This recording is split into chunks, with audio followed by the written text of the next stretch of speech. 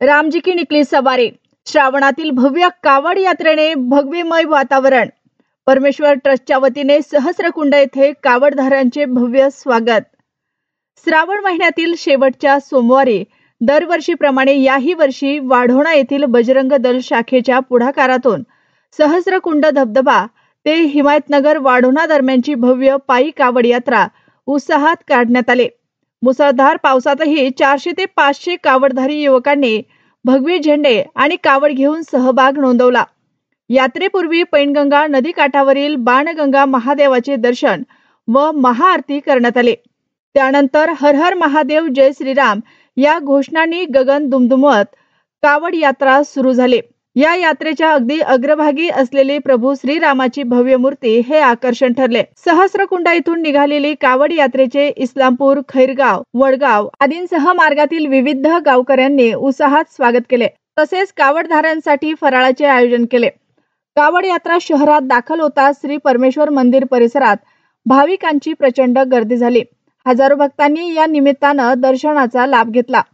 श्रावण महिन्यातील शेवटच्या सोमवारी झालेली ही कावड यात्रा भगव्या झेंड्यांनी आणि भक्तिमय घोषणांनी दुमदुमले। कावड यात्रा आणि श्रावण सोमवार असल्याने मुसळधार पावसातही भाविकांचा उत्साह ओसंडून वाहत होता।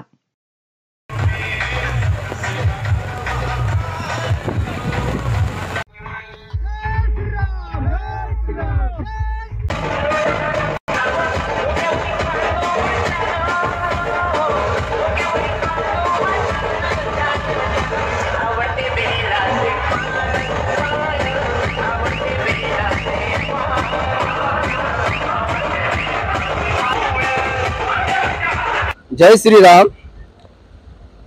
दरवर्षीप्रमाणे याही वर्षी 2025 ची भव्य दिव्य अशी कावड श्री शस्त्रकुंड ते वाढोणा नगरीत सामील होणार आहे।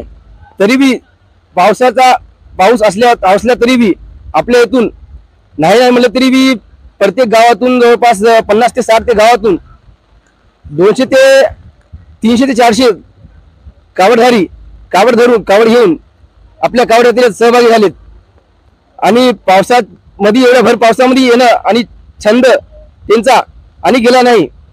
आणि आपल्या परमेश्वर मंदिर येथून आपल्याला जवळपास 300 ते 400 टी-शर्ट आपल्या परमेश्वर कमिटीच्या तर्फे वाटप झालेत। हे भी खूप आनंदाचा भाग आहे। खूप छान झाले आणि ठिकठिकाणी आपल्या कावडधाऱ्याला बजरंगीला फराळाचा उत्तम सोय झालेली आहे।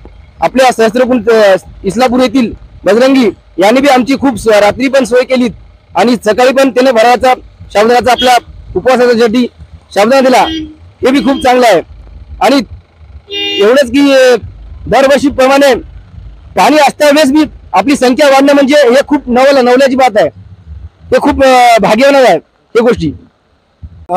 कावड यात्रेमध्ये एवढे बजरंगी सामील झालेले आहेत तर आम्हाला खूप आनंदाची गोष्ट वाटत आहे।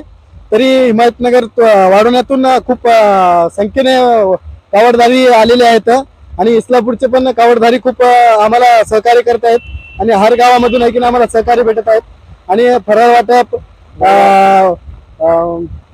सर्व काही आम्हाला सहकार्य करून ऐकणे इथं इस्लामपूरमध्ये आता आरती करण्यात येत आहे।